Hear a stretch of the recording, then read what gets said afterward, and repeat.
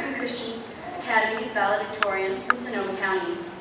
Before I start my speech, I would like to thank all the parents and staff at ACA for making our education their priority. I'd like to thank my family, especially my mom, who was my teacher from kindergarten until now. She's put up with a lot, so I'm very thankful for her.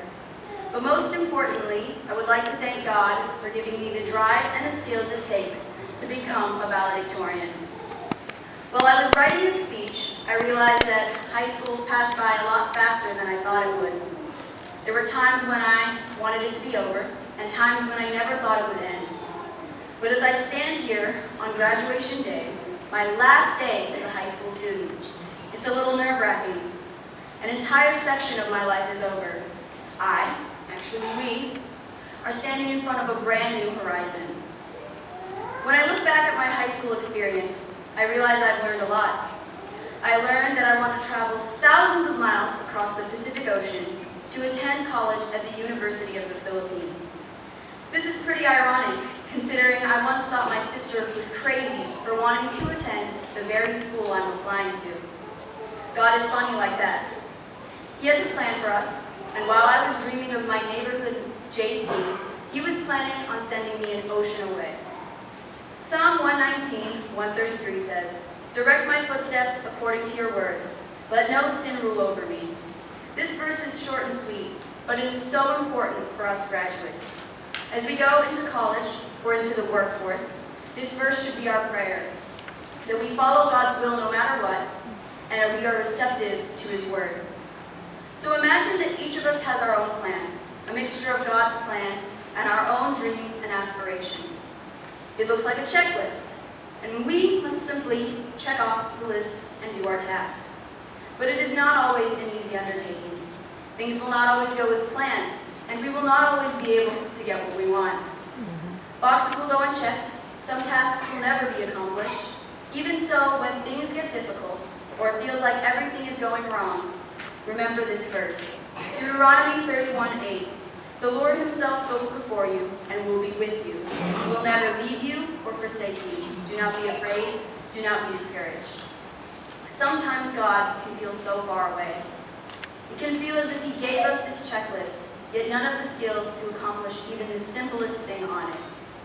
When we feel God slipping away, we should ask ourselves whether he has turned his back on us, or if we have turned our back on him in an attempt to accomplish everything on our own.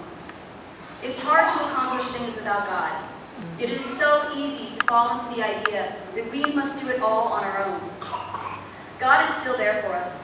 He puts certain people in our lives because he knows we won't be able to do everything by ourselves. We can rely on him and these amazing people. We should rely on them. But just because God is reliable doesn't mean we shouldn't study for an important test. For example, the math portion of the SAT. God will not give you the answers during the test. Trust me, I know from personal experience.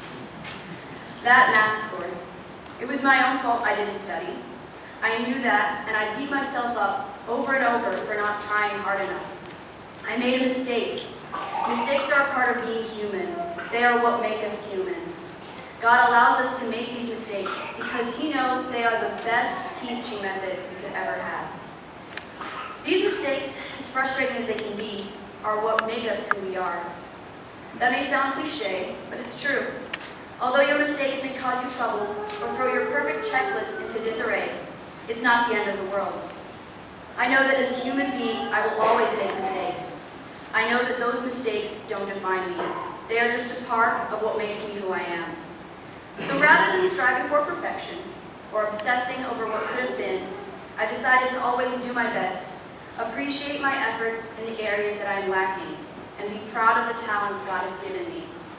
There are many new obstacles and challenges in front of us, and as nerve-wracking as that is, I am no longer afraid. As each of us go into the world and tick off the boxes on our checklists, I hope that when things get a little bumpy, we will allow God and those closest to us to be there. Our high school experience has just ended, but this is only the beginning. Thank you again to ACA and their staff for allowing me and my fellow graduates to speak today. And another thank you to all the parents, families, and students here. Whether you're graduating or you're here to celebrate a graduate or graduates, we appreciate you for being here and supporting us all. Thank you very much.